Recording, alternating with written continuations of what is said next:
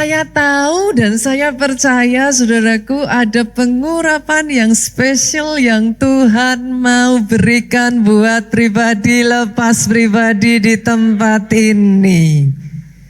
Hari ini saudara kita masuk pada bagian yang kedua dari seri firman The Year of Double Favor.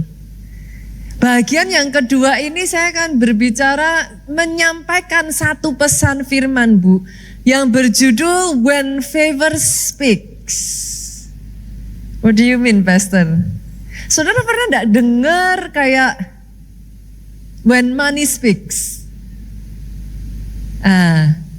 Kalau ada uang semua pasti beres. Gak heran keputusannya bisa berubah. Yang penting ada uang. Sebenarnya saudaraku kalimat itu hanya menunjukkan the power of money. Kekuatan dari uang, Pak. Lewat firman When Favor Speaks, saya berharap saya bisa memunculkan kepada saudara the power of favor dalam kehidupan sehari-hari. Karena jujur saudaraku di dalam kehidupan saya boleh katakan ini kepada saudara.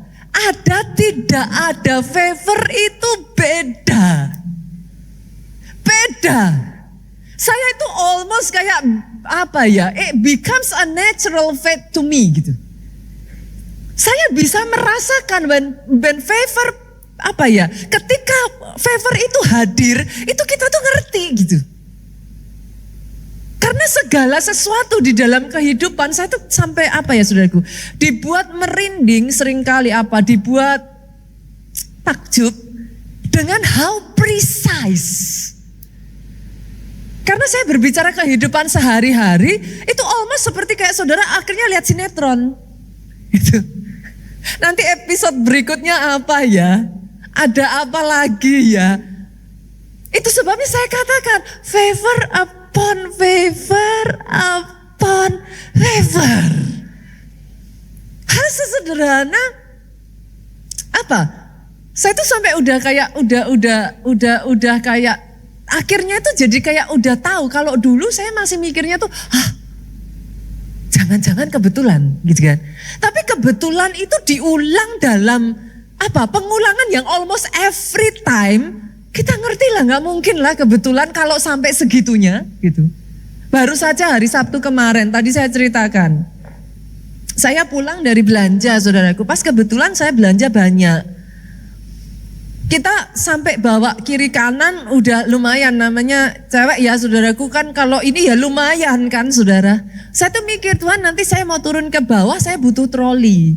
Jadi bisa membantu kan kalau ada troli. Sampai di tempatnya biasanya di mall itu saudara tahu ya ada lokasi tertentu tempat orang taruh troli. Nah saya pergi ke lokasi itu saudaraku dan saya melihat trolinya kosong. Tapi karena saking saya itu udah terbiasa saudara. Jadi akhirnya saudara tahu apa yang terjadi? Saya ngelihat troli kosong, datanglah seorang ibu bersama anaknya laki-laki lagi dorong troli. Ding ding ding ding ding ding ding. Berhenti di depan elevator, bukan lift ya saudara. Elevator ya saya tahu kan, gak mungkin itu troli bisa ikut turun. Begitu saya nyampe, dia ambil barangnya, ditaruhlah troli itu persis di depan saya. It's almost kayak every single time di dalam kehidupan saya tuh kadang sampai benar-benar sering kali saudara, gimana cara saya ngomongnya ya, orang yang sudah cukup dekat sama saya ataupun pernah pergi sama saya, saudara tahu apa yang saya katakan. Benar-benar terjadinya itu kayak almost every single time, apa yang gak bisa jadi bisa, apa yang gak ada jadi ada, apa yang harusnya pintu tertutup, pintu dibuka. Sampai-sampai saya sangat senang sekali menceritakan itu kepada saudara, karena buat saya orang yang into detail saudara. Saya tuh kayak gimana ya, kayak pernah ngerasa gak sih saudara Tuhanmu tuh sibuk loh. Dunia ini 7 sampai 8 miliar manusia. Tetapi kenapa saya begitu menikmati dan saya begitu terharu karena despite 7-8 miliar manusia dengan semua permohonannya, Tuhan itu melihat detail kecil dari apa? Cuman sekedar perkataan di hati kita itu Dia dengar. Dan yang membuat saya amazed every single time saya saksikan, ketika ada jemaat yang menangkap, itu juga ditularkan, saudara. Senggol kiri kanan, favor itu bisa menular. Ini sebagian jemaat di sini yang saya lihat kemarin datang ke Soho. Saudara saksinya nih. Kemarin saya ceritakan tentang si bapak yang kepingin dapat apa? Pipa, saudaraku, 1,5 inch. 20 cm, dia mau renovasi, dia punya kamar mandi. Mana adalah yang jualan pipa 1,5 inch 20 cm. Dia ketemu orang di tempat toko bangunan yang akhirnya mengatakan suruh minta di Alfamidi.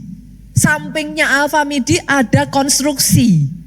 Bapaknya cuma ngomong, bilang aja bapak di sana yang nyuruh. Dan benar saudaraku, jadilah dia dapat pipa 1,5 inch 20 cm. Ceritanya masih berlanjut. Ternyata gara-gara khotbah saya kemarin Minggu, ada jemaat lain dengerin. Jemaat lain dengerin, dia lagi jogging. Dia jogging pagi-pagi, ibu ini, dia dengerin khotbah saya. Dia dengerin khotbah saya dan di khotbah saya ngomong, doa orang benar masih berkuasa. Masalahnya, kita berdoa apa enggak? Nah dia jogging lah saudara, dia jogging sambil dia bilang, pastor saya bilang amin, amin, amin. Benar saudara, malamnya terjadilah hamster anaknya hilang saudara. Boleh saya tanya nggak di sini ada nggak ibu-ibu atau keluarga yang pasti punya anak kecil? Boleh lambaikan tangan saudara. Saya melihat ada tangan-tangan terangkat. Buat saudara, itu hamster hilang 1, tumbuh 1000. Kita bisa kapanpun belikan yang baru Pak. Buat nih anak, itu hamster punya nama. Saudara berani tuh tukar itu hamster. Dia bahkan ngerti, di telinganya ada ininya, ada seperti apa tanda-tandanya. Bahkan itu hamster sudah bestie. Singkat cerita itu anak nangis sejadi-jadinya sampai malam tidur dibawa nangis. Saudara tahu kan anak umur segitu tuh kalau nangis udah masuk di hati tuh kayak apa sih saudara? Sampai kayak gitu tuh saudara. Tidur mimpi pun itu masih kadang-kala kalau masuk di hati bisa ya. Namanya orang tua saudara, lihat anak nangis gak berhenti-berhenti seperti itu kan sedih. Akhirnya si ibu ini ingat, Pastor Nita khotbah kemarin, kamu doa enggak? Sampai paginya saudara itu hamster dicari enggak ketemu. Akhirnya ibu ini memutuskan, Tuhan tolong kami bantu untuk nemuin hamster 1 ini. Amin, dia bilang amin, dia mau keluar rumah. Dia buka itu pintu. Kaki baru melangkah. Di depan pintu sepasang mata memandang. Ding, ding, ding, ding. Saudara, itu hamster sama itu ibu tatap-tatapan, saudara. Coba renungkan pemikiran saya ini. Itu hamster sudah di luar rumah loh. Chance dia lari dan gak ketemu. Chance sampai dia bisa di situ tepat pada saat itu ibu buka pintu dan berdiri terpaku ngeliatin itu ibu sehingga bisa ditangkap berapa persen. Saudara bisa melihat yang saya sampaikan. Your God is so sweet. Saya berdoa saudara gak kehilangan sisi yang itu. Tuhanmu itu amazing. Itu yang menyebabkan berkali-kali saya itu terharu. Kadangkala saya baca DM-nya dari jemaat ini, saya netesin air mata loh saudara. Mungkin buat saudara, Pastor Nita kok cengeng amat. Saya tuh gak habis-habisnya terharu dengan small little things yang Tuhan kerjakan. Karena buat saya kalau yang kecil aja dia perhatikan, masa yang besar dia gak tahu. Itu membuat iman saya bangkit. Itu membuat saya berani mempercayai apa yang saya tahu di depan mata saya belum terlihat. Kalau urusan hamster, urusan pipa, urusan saya cuma pengen Christmas dinner aja. Segitunya Tuhan saya. Masa dia gak tahu? Dia tahu.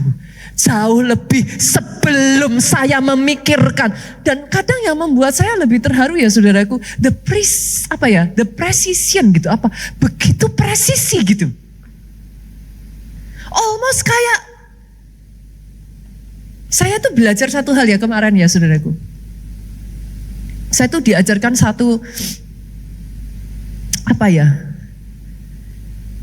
kita manusia itu gak tahu masa depan saudara. Tuhan tahu. Ada hal-hal tuh Tuhan udah tata kayak piece by piece. Saya tuh sampai merinding loh saudara. Karena totally gak mungkin kalau itu bukan Tuhan. Beberapa waktu yang lalu anak saya itu baru aja kembali untuk kuliah saudara. Tanggal 6 Januari dia balik. Yang saya nggak ngerti, saudara, mana orang juga tahu tanggal 7 itu di tempat di mana anak saya kuliah itu terjadi yang namanya kebakaran besar. Dan kebakaran besar bisa dikatakan bahkan disebut sebagai kebakaran terbesar di Amerika sepanjang sejarah yang pernah ada. Per hari ini saudara Google aja, saudara bisa cek. Nanti kalau saudara lihat ya, kerugiannya itu sudah mencapai 2.400 triliun rupiah. Saya nggak tahu anggaran Indonesia berapa, saudara. 2.400 triliun itu seberapa banyak yang bisa ngitung nolnya, saudara. Itu bukan uang yang kecil. Dan itu terjadi karena angin itu kenceng sekali, saudara. Angin itu kecepatannya tuh kenceng sekali. Amazingnya adalah anak saya tanggal 6 baru mendarat, saya tanya, gimana kamu di pesawat? Oh oke, pesawatnya santai, turbulence, enggak, santai. Jadi tanggal 7, salah satu teman anak saya itu cerita di pesawat ketakutan. Dia pulang di tanggal 7, anak saya di tanggal 6. Tanggal 7 itu anginnya kenceng sekali, jadi di dalam pesawat itu wah, sangat terasa sekali saudaraku, turbulence-nya. Saya tuh, Tuhan luputkan. Bukan hanya itu saja, awal mulanya kan saya diinfo dari pihak sekolah. Telah terjadi api di daerah Pacific Palisade atau seperti apa. Bla bla bla bla bla seperti itu.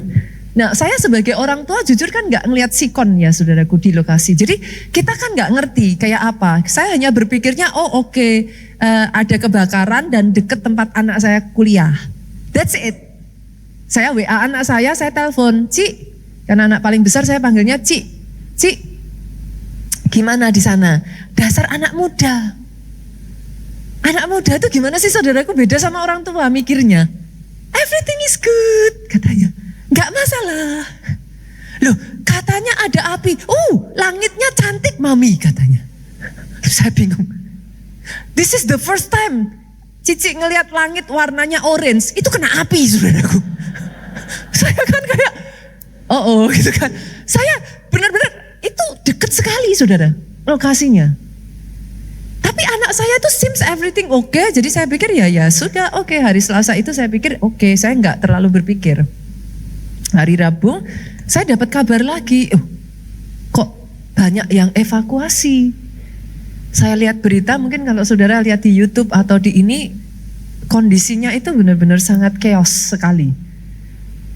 Orang tua mana yang gak deg, saudara? Saya kan juga mikir, maksudnya gimana sih? Saya mau nolong dia juga, saya gak ada di sana gitu. Jauh saudaraku. Mau saya suruh pulang, mau baru datang gitu kan. Masa pulang? Sekolah jalan dan sekolah disampaikan kekeh. Sekolah menyampaikan pokoknya enggak libur. Semua pelajaran tetap berjalan secara normal. Jadi mau saya ungsikan saya juga mikir kalau dia enggak masuk kelas, dia kena saudara. Itu bisa benar-benar fail loh satu kelas kalau dia enggak masuk gitu. Nah jadi kita juga bingung, aduh gimana Tuhan? Saya belajar. Doa orang benar. Jika sungguh-sungguh didoakan, senggol kiri kanan, masih besar kuasanya. Saya nggak bisa ke sana, saya nggak bisa apa-apa, saya hanya bisa berdoa. Tuhan tolong buka jalan untuk anak saya. Karena saya juga nggak punya banyak kenalan saudaraku di sana. Buka jalan untuk anak saya. Nggak lama kemudian saya di WA. Bunita, ini anak saya, pas. Kebetulan perusahaannya baru ngabarin kalau tutup tempat dia kerja. Anak saya ini 5 menit dari tempatnya Jessica. Jessica kita jemput ya, biar ikut sama kita aja. Itu tuh saya kayak freeze tuh saudaraku. Baru amin. Terus muncul WA. Saya tuh sampai melongo, sampai mau jawab itu sampai bingung saudaraku. Dan hari itu saudaraku, Jessica diambil. Dia pergi ikut tempat dari salah satu kenalan kita ini, dia tinggal di sana. Hari Kamis, hari Jumat saya udah tenang. Ini paling enggak tempatnya agak jauh. Nah hari Jumat itu area tempat dia tinggal, itu karena apinya di beberapa titik saudara. Apinya tuh enggak hanya di satu titik, apinya di beberapa titik. Ternyata di daerah sana keadaan udaranya itu sudah mulai turun. Akhirnya Jessica dipulangkan ke tempatnya universitasnya dia, gitu saudaraku. Dipulangkan ke universitasnya dia karena jam sana dengan jam sini itu selisihnya jauh. Saya waktu di WA masih tidur. Begitu saya bangun, saya buka WA kaget saya. Loh, sudah pulang. Enggak lama kemudian saya dapat info saudaraku. Dari CNN dikatakan bahwa neighborhood tempat Jessica tinggal ini sudah mulai disuruh ngungsi. Jadi the next, jadi gini, di sana tuh kan jalanan gede ya saudaraku, 4 mobil kayak gitu. Kalau saudara lihat tuh di pik sini, tuh jalanan utamanya 4 mobil seperti itu. Nah ini perempatan ke sana itu neighborhoodnya, perempatan ke sini itu area kuliahnya Jessica, sedekat itu. Nah daerah neighborhoodnya itu sudah dikasih perintah evacuate gitu. Udah dikasih warning evacuate. Berarti next ini sudah nggak ada barikade lagi. Next Jessica. Gitu. Momen dimana saya dengar itu udah sore saudaraku. Saya udah aduh gimana nih anak gitu. Nah lucunya teman-temannya Jessica ini udah dari sejak hari Rabu mau ngungsi, nggak ngungsi-ngungsi. Masih di dom. Hari itu mereka sepakatan mau ngungsi bersama. Ada satu keluarga dari temennya Jessica ini punya rumah di sana saudaraku. Rumah itu gak ada yang nempatin. Rumah itu tersedia dan ready. Fasilitasnya cukup untuk anak itu bisa makan, minum, bisa kuliah karena ada internetnya, bisa cuci baju dan lain sebagainya saudaraku. Hari itu juga, jadi di hari yang sama jam 2 jam 3 siang Jessica di drop. Di hari yang sama saudaraku, baru sekitar jam 6 sore, jam 9-an itu Jessica sudah dijemput lagi. Pergilah mereka lagi saudara.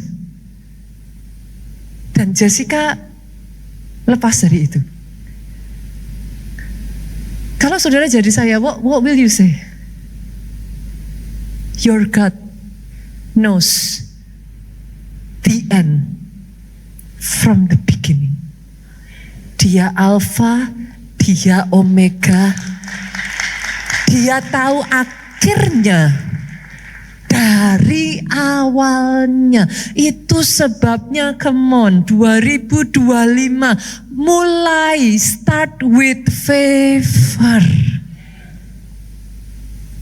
Mulai dengan favor. Ada nggak ada favor? Beda. Beda saudara. Kalau saudara minta saya bercerita ya, the story will goes like again on and on and on and on. Hampir bisa saya mikir kadang, iya juga ya hidup saya kayaknya bisa ya dibikinkan sinetron gitu. Karena again and again, satu cerita bagaimana kita sebagai anak Tuhan berjalan bersama dengan Tuhan yang dahsyat. Tadi saya sempat membandingkan ya saudaraku, the power of money versus the power of favor. Saya nggak nyangkal ya, saya rasa kita sepakat juga ya. Money bisa beli banyak hal ya saudara. Kita bukan, ini juga ya, kita butuh uang kan saudara. Ada di sini yang nggak butuh uang? See, everyone, semua orang butuh uang. Kita nggak sangkal itu saudaraku. Tapi dengar ini yang ingin saya sampaikan. Uang tidak bisa beli destiny of your life. Uang tidak bisa change the destiny of your life. Uang tidak bisa merubah kehidupan saudara. Poinnya gimana, Pastor? Masih ingatkah saudara kehidupan kisah dari Yusuf? Yusuf ini anak orang kaya loh saudara. Dia diberikan jubah maha indah berwarna-warni saudaraku yang membuat saudaranya iri. Berapa banyak dalam kehidupan saya melihat banyak sekali anak-anak dari saudaraku, orang-orang yang kaya, orang-orang yang kehidupannya lebih dari berkecukupan ya saudara. Seringkali bahkan justru menghambur-hamburkan uang dan tidak mempunyai tujuan hidup loh. Hidupnya kayak ya disia-siakan aja gitu saudara. Happy-happy aja. Tapi gak punya tujuan hidup. Sampai satu kali Yusuf dibuang Pak. Dia jadi budak. Dipenjara lagi. Setuju gak dengan saya kalau Yusuf start with zero? Kalau saya bisa ngomong bukan cuma zero loh. Budak itu kan gak punya kebebasan ya. Minus-minus gitu kan. Tapi ketika favor sudah berbicara ya saudaraku. When favor speaks. Orang tahanan, budak tahanan dalam waktu semalam jadi Perdana Menteri. I don't think money can do that. Money bisa, favor itu bisa memberikan saudara destiny hidup yang tidak pernah saudara pikirkan.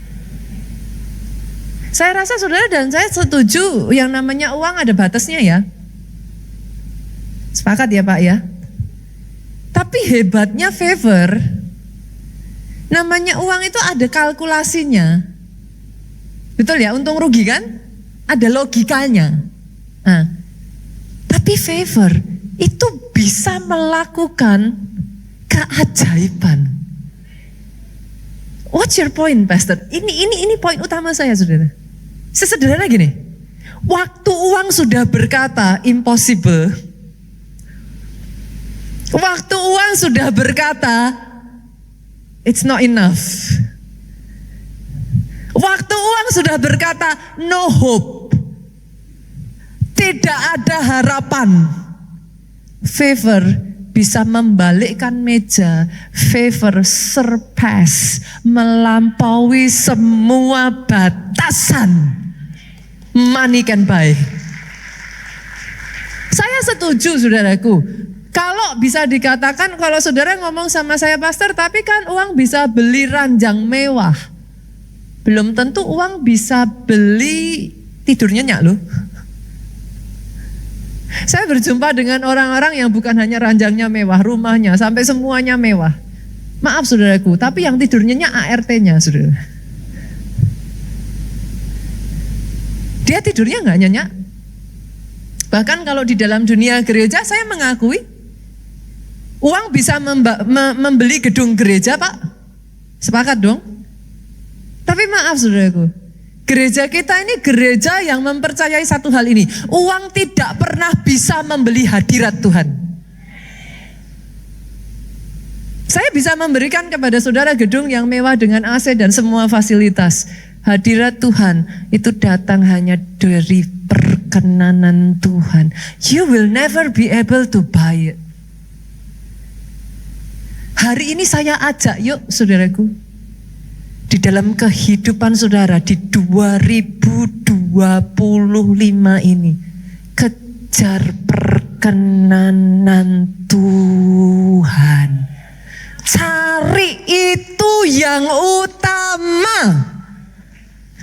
Jadikan Tuhan segalanya, Dia yang nomor satu, Dia yang utama. Karena kalau saudara sudah berbicara tentang the year of double favor ya saudaraku, kemarin saya bagikan di pemuritan 2 hal. Yang pertama ya saudara, deket-deket deh sama Tuhan. Pastikan pada saat Dia berbicara ya, engkau cukup dekat untuk bisa mendengar suaranya. Yang kedua, jaga kesatuan. Kenapa firman Tuhan berkata saudara, kesanalah berkat dicurahkan. Di mana ada kesatuan, dalam keluarga jaga kesatuan. Dalam pelayanan jaga kesatuan. Di tempat engkau bekerja jaga kesatuan. Di gereja ini jaga kesatuan. Because this is the year of double favor. Pastor, favor apa yang Tuhan mau berikan di 2025 ini? Kalau saudara baca, minggu lalu kita sudah baca ayat Rema ya. Masih ada yang ingatkah? Yesaya 61 ayat 1 sampai 2. Roh Tuhan Allah ada padaku. Ingat-ingat ini ya saudara. Setiap kali kau menghadapi masalah, setiap kali yang kau lihat di depan mata tidak seperti yang kau harapkan, biarlah perkataan yang muncul bukan sungut-sungut, perkataan ketakutan, perkataan kekhawatiran, tetapi perkataan yang muncul bekal dari awal tahun ini. Roh Tuhan Allah ada padaku. Apa yang membedakan, Pastor? Ada atau tidak adanya? A lot of things. A lot of things. Kekuatan yang mengalir berbeda, hikmat yang diberikan berbeda, pintu terbuka berbeda. Diizinkan terjadi tapi tidak hangus dan tidak tenggelam. That's so different. Oleh karena Ia telah mengurapi aku. Artinya saudaraku, pengurapan itu dan kuk itu dilenyapkan oleh urapan. Kuk itu apa? Beban. Engkau berjalan tidak menjadi lelah. Kau tidak jadi aus. Engkau berlari dan tidak menjadi lesu. Kakimu ini enggak apa? Bahasa aslinya faint, pingsan. Engkau enggak pingsan. Jadi somehow engkau dimampukan di tengah tekanan dan badai, you dance.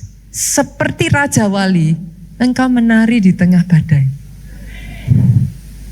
Seru ya, saudara? Loh, saya nggak bilang ikut Tuhan nggak ada masalah ya. Saya bilang bahwa ikut Tuhan itu seru.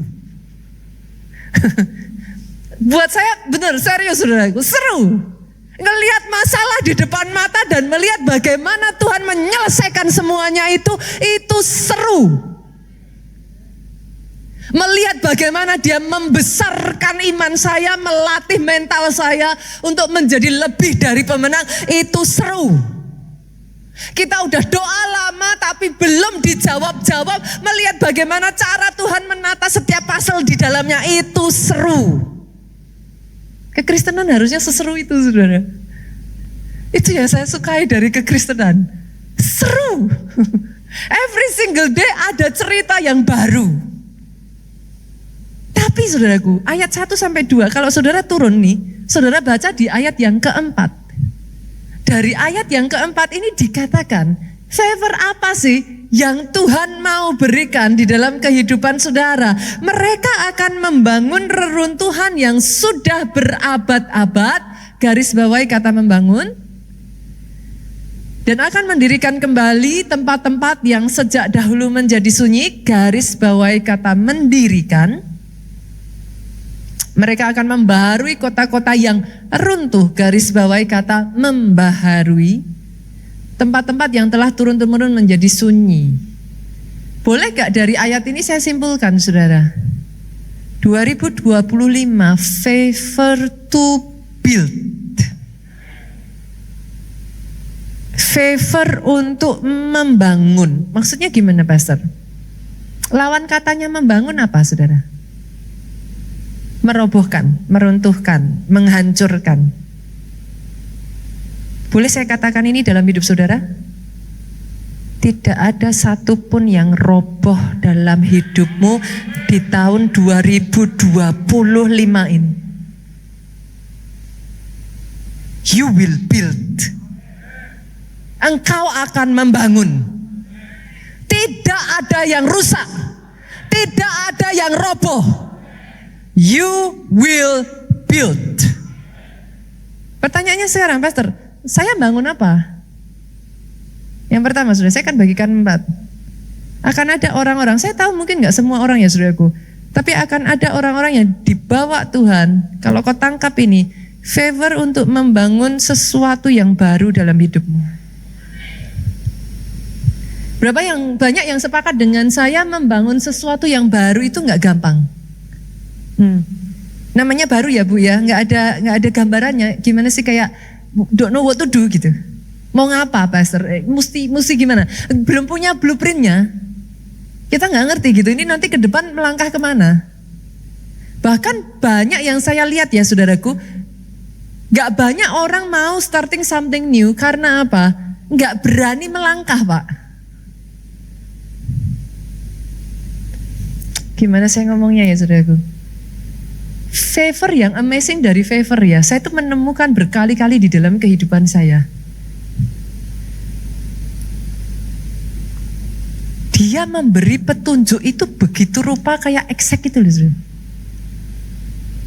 Yang tadinya kau nggak tahu jadi tahu. Saudara pernah ngalami yang saya alami nggak ya? Saya tuh berkali-kali berulang kali ngalami seperti ini saudara. Kadang harus ngomong. Gak ngerti mau ngomong apa, pada saatnya aja kita harus ngomong. Kita tuh bisa ngomong loh. Ngomong panjang lebar, habis itu selesai, kita mundur tuh kayak gini. Tadi ngomong apa ya? Padahal kita gak tahu apa-apa. Saudara bisa merasakan serunya hidup bersama Tuhan. It's fun. Buat saya tuh apa ya, beneran saudara, itu yang terjadi dalam kehidupan saya. Dan itu terjadi pada salah satu kejadian di Alkitab Pak. Kita buka ya, Kejadian. Pasalnya yang ke-6, ayatnya yang 14-15. Saya bacakan dari terjemahan bahasa Indonesia masa kini. Buatlah sebuah kapal untukmu dari kayu yang kuat, buatlah bilik-bilik di dalamnya dan lapisilah dengan ter dari dalam dan dari luar. Kapal itu harus 133 meter panjangnya, 22 meter lebarnya dan 13 meter tingginya. Saudara notice something off enggak? Saudara menyadari ada yang aneh dari ayat ini enggak? Apa Bu? Apa saudaraku? Nuh itu bukan pengrajin kapal. Coba ya saya tanya ya, Nuh is just like you. Hari ini kalau saya datang sama saudara terus saya bilang, Pak, tolong buatkan saya kapal panjangnya harus 133 meter, lebarnya harus 22 meter dan tingginya harus 13 meter. Menurut saudara akan ngomong apa sama saya? Mana mungkin Pastor, gimana caranya? 13 meter by the way ya, untuk saudara bisa membayangkan tinggi gedung kita ini sekitar sampai di atas ini ya saudaraku, masih di atasnya lagi nih yang gak saudara lihat, ini masih ada. Sampai hanya di sini aja nih sekitar 8 meter, 9 meter. Ini 13 meter. 133 meter tuh saya gak ngerti segede apa itu. Boleh gak saya katakan ini sudah? Favor tidak nyari orang yang mampu. Mau saudara mampu, mau saudara nggak mampu, itu nggak jadi soal. Favor cari orang yang taat. Karena petunjuknya sering nggak masuk akal. Saudara disuruh ke sini, saudara nanti disuruh ketemu si A, si B, si C. It doesn't make sense. Dalam kasus saya ya saudaraku, saya berkali-kali ngalami saya ketemu orang yang tepat tanpa kenal, tanpa tahu, belum pernah ngobrol sebelumnya, tapi lewat orang itu satu demi satu dibuka jalannya. Kalau saudara datang sama saya dan tanya, Pastor gimana caranya? Saya akan ngomong sama saudara, iya ya, gimana caranya ya? Because I'm just the same. Yang dibutuhkan Favor 2025 ini ya saudaraku, belajar taat dengan rema dan tuntunan Tuhan. Saya menemukan banyak kali, enggak banyak kali saudara, ada 2-3 kejadian dalam hidup saya yang saya tahu persis karena ketidaktaatan saya rugi besar. Really. Pola pikirnya gimana Pastor? Gini, you don't know your future kan? Oke? Terus Tuhan suruh saudara ngelakuin sesuatu pada di saat itu you don't need to do it.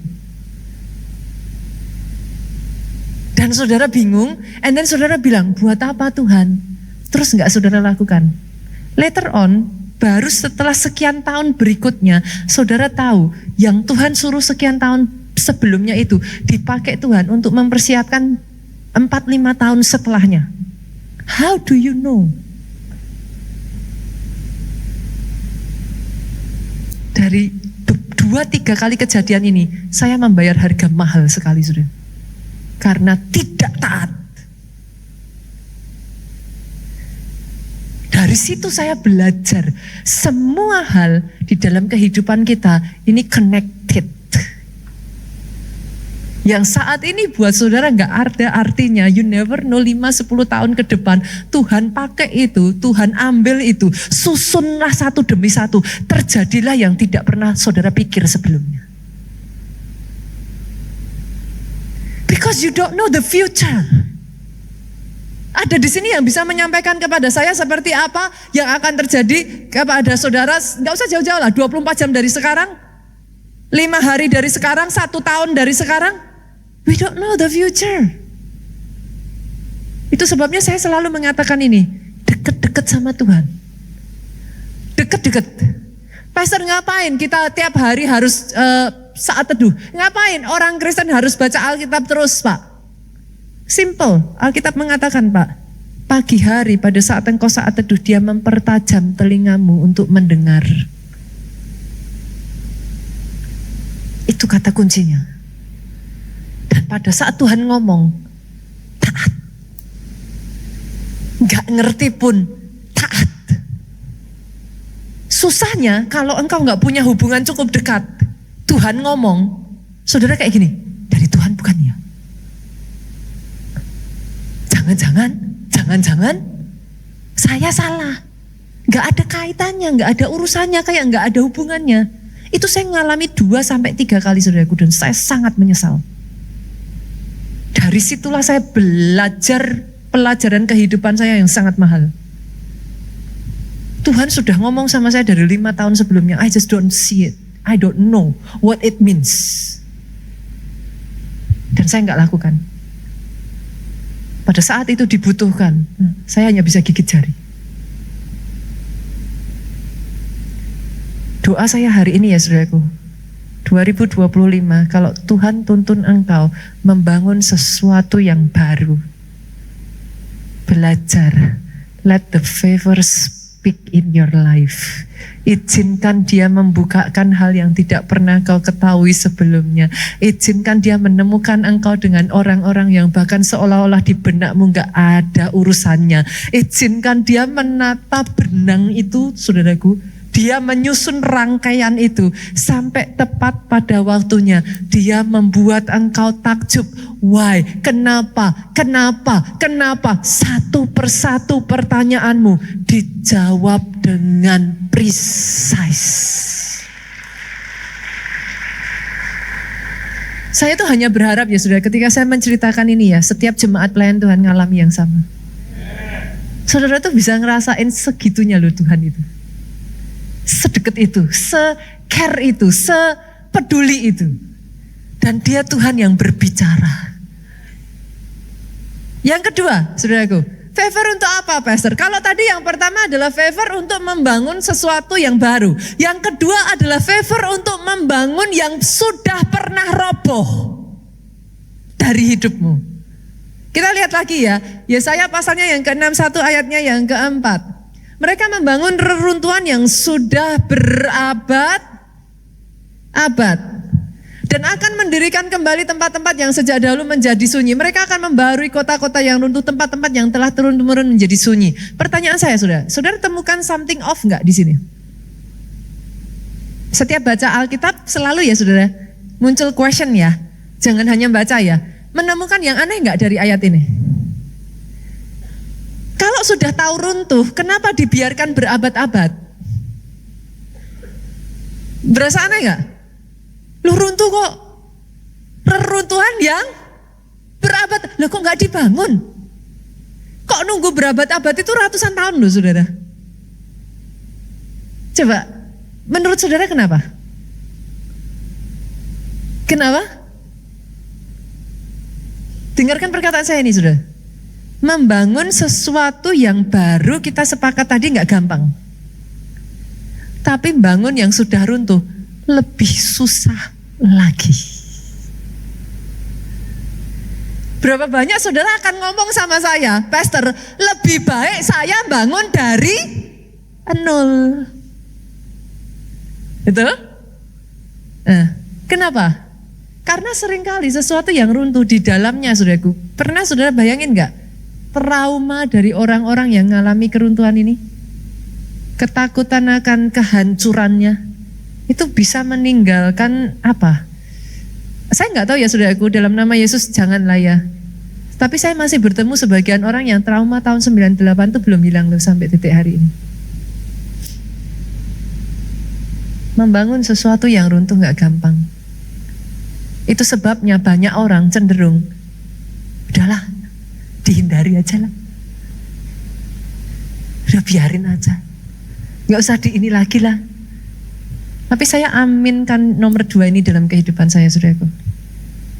Apa yang bahkan runtuh, apa yang belum berhasil dibangun sebelumnya, 2025 ini ada favor untuk membangun apa yang sudah pernah runtuh dari kehidupan saudara. Saya nggak tahu apa yang pernah runtuh. Ada di sini yang keluargamu sempat runtuh dan saudara sudah reluctant. Aduh, Pastor, ketemu wanita yang satu itu rasanya kayak kalau bisa dihindari, dihindari aja. Tapi mungkin Tuhan berbicara, keluarga yang sudah runtuh Tuhan mau bangun kembali. Coba dengar saudara, mulai dengar dia berbicara apa. Pastor, kalau nanti saya dengarnya salah gimana? Justru itu saudara, saya selalu menganjurkan punya kayak diary, atau saudara mau pakai handphone boleh. Setiap kali saudara ngerasa Tuhan bicara, tulis. Nanti belakangnya ditulis, oh benar suara Tuhan, oh ternyata suara hatiku sendiri, oh ternyata salah. Itu ada jurnalnya. Dari situ you will learn. Oh kayak gini toh suara Tuhan. Oh ternyata seperti ini toh. Oh kemarin saya salah, oh kemarin ternyata betul. Tulis. Karena satu perkataan dari Tuhan merubah destinimu. Betul, saudara. Satu proyek dari Tuhan itu bisa merubah segalanya. Kalau saudara peka mendengar, your life will be changed. Dan salah satu hal yang saya lihat, Tuhan itu selalu ingat-ingat ya sampai sekarang ya saudara. Saya bukakan ya. Amos 9, yuk kita lihat ayatnya yang ke-11. Pada hari itu aku akan mendirikan kembali pondok Daud yang telah roboh. Aku akan menutup pecahan dindingnya dan akan mendirikan kembali reruntuhannya. Aku akan membangun kembali seperti zaman dahulu kala. Boleh enggak saudaraku? Saya merasa this is rema ya. Kita bangun kembali pondok Daud yuk. 2025 ini. Pulang dari tempat ini, saudara yang nanti, saya percaya kok Tuhan akan panggil orang-orang memang untuk ini. Saya percaya nanti akan dibangun kembali. Kita akan seriusin Pondok Daud kita di 2025 ini. Kita akan bangun, saudaraku. Dan saya bahkan memanggil saudara yang memang punya beban hati di sini ya. Baik saudara di PIK ataupun saudara di Soho. Nanti pulang kalau memang saudara punya kerinduan di situ, saudara ke Info Center Ministry di sebelah kiri saudara, dekat ruang jiwa baru. Saudara tanya, tinggalkan nama dan nomor telepon saudara. Pada saat nanti Pondok Daud di PIK dibuka, kita akan hubungi saudara. Di Soho. Karena sebagian orang tanya sama saya, Pastor, Soho kok nggak ada Pondok Daud, sedangkan rumah saya jauh dari PIK. Buat saudara yang ada di PIK sendiri, nanti kita akan benahi untuk Pondok Daud kita ini. Tapi saya ajak, kalau saudara punya kerinduan, nggak harus tiap hari saudaraku. Seminggu sekali, hari apa yang saudara rasa saudara bisa komit saudaraku. Bangun Pondok Daud, karena this is the key. The year of double favor, saya tadi sampaikan, kuncinya dekat sama Tuhan. Itu kuncinya itu saudara. Saudara nggak bisa apa-apain, itu kuncinya the year of double favor, deket aja sama Tuhan, denger aja, tahu aja suara Tuhan, itu kuncinya di situ. Jaga kesatuan. Jadi pastikan kalau saudara memang punya beban di sana, nanti saudara pulang daftarkan diri saudara di ICM. Yang ketiga, nah yuk kita lanjut lagi yuk. Apa yang Tuhan mau bangun? Favor apa? To build your inner man. Kita buka ya, Yudas pasalnya yang pertama ayat yang ke-20. Akan tetapi kamu, saudara-saudaraku yang kekasih, bangunlah dirimu sendiri. Bangun siapa saudara? Saya. Di atas apa? Dasar iman yang paling suci. Berdoalah dalam Roh Kudus. Saya ajak yuk, boleh saudara? Rohmu yang sudah mulai padam, kobarkan kembali. Ini di sini ada koordinator, ada Pak Budi. Tim ibadah, para pelayan Tuhan di jam 1 ini. Saya ajak yuk, bangun ibadah yang on fire buat Tuhan. Saudara datang, jangan lihat kiri kanan, datang persiapkan hati saudara. Saudara sudah benar-benar sebelum ibadah yang lain mau apa terserahlah saudara. Tapi saudara datang sungguh-sungguh fokus sama Tuhan. Setiap hari Minggu kita kobarkan yuk ibadah yang seperti itu di sini. Jangan datang dengan tangan kosong. Jangan pulang dengan tangan kosong.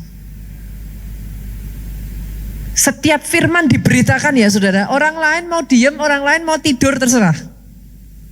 Saya tahu ini pada puasa semua kan saudara. Ya nggak apa-apa saudaraku, kan mungkin lapar gitu saudaraku. Duh, yang amin baru 1, 2, 3. Ini pada puasa semua kan saudaraku. Oh luar biasa. Sadarkah saudara salah satu cara membangun roh kita yang paling baik adalah berpuasa. Amin. Saya berharap saudara nggak tersesat kan masuk gereja yang salah. Halo? Senggol kiri kanan saudara. Saudara harus tahu by now, gereja yang saudara datangin ini hobi puasa. Maaf saudaraku. In case di sini ada di antara saudara, puasa. Ini gereja dikit-dikit puasa.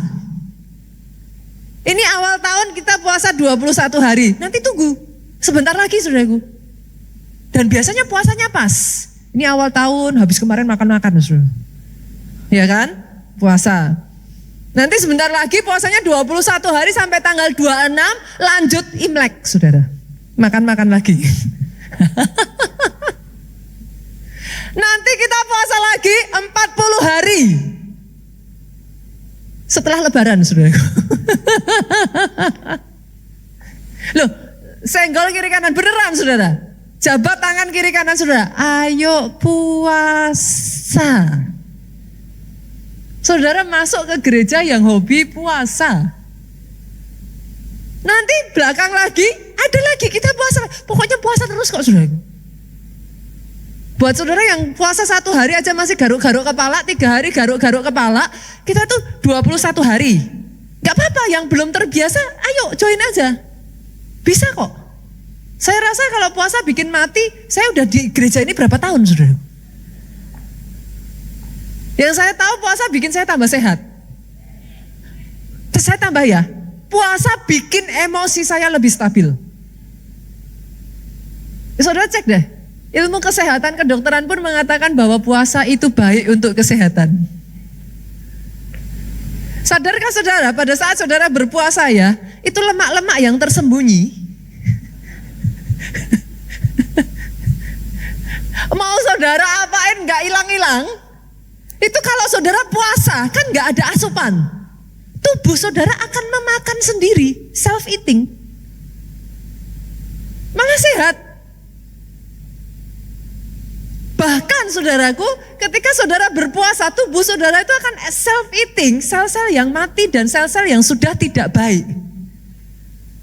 Itu akan membuat, meregenerate, sel-sel yang baru akan tumbuh. Jadi secara medis puasa itu sehat. Senggol kiri kanan lagi, bila perlu kalau nggak senggol injak kakinya. Ayo puasa. Benar saudara, di gereja kita nih ya banyak, saya tuh takjub banyak orang yang bahkan bukan hanya puasa 21 hari, 40 hari, tapi banyak yang bercerita kepada saya, mereka dijawab doanya setelah berpuasa 100 hari. Apalagi itu pastor? Saya tambah ya. Sebagian orang yang saya kenal bahkan berpuasa selama 1 tahun penuh. Saudara gini loh, coba tanya kiri kanan, kita masuk di gereja yang benar enggak ini?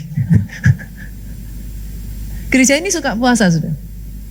Saya mengajak saudara untuk puasa. Seriously, saudara yang belum pernah ya, try, come on. Nanti kan saudara akan menyadari betapa daging ini bereaksi. Saudara puasa ya, hari pertama ya, itu kayak badan tuh kayak, kok gak enak ya, tuh kan gak bisa puasa. Gitu. Buktiin pernyataan saya. Terus nanti puasa hari pertama, kedua, itu yang paling tricky saudara.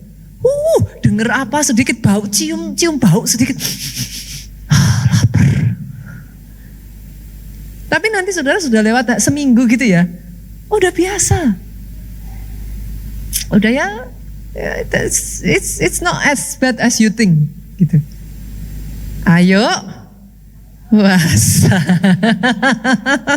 Yang terakhir, yang keempat, bukan hanya saudara membangun diri saudara, bangun orang lain. Roh Tuhan Allah ada padaku, oleh sebab Dia mengurapi aku, bukan untuk diri kita aja, tapi engkau menyampaikan kabar baik kepada orang sengsara, kelepasan, pemulihan kepada yang remuk hati, kelepasan kepada orang tawanan. Apalagi saudaraku, pembebasan orang yang dikurung. Come on. Kalau ke gereja jangan sendiri. Ajak-ajak. Boleh? 2025 saya akan melihat ada ibadah-ibadah baru dibuka kembali. Saya akan melihat saudaraku. Bahkan tempat ini sudah gak cukup. Saudara, ibadah jam ini sekarang Pak Budi udah tambah mundur loh ini. Nanti lama-lama lebih mundur lagi saudara. Ininya. Sudah semakin banyak kursi yang ditata. Saya percaya 2025 akan jadi tahun pembebasan buat orang-orang yang terbelenggu. Tahun di mana mereka yang hatinya remuk dibebat kembali. Bawa mereka ngalami Tuhan secara pribadi. Saya boleh mengundang pemain musik maju ke depan, worship leader singer. Saudaraku,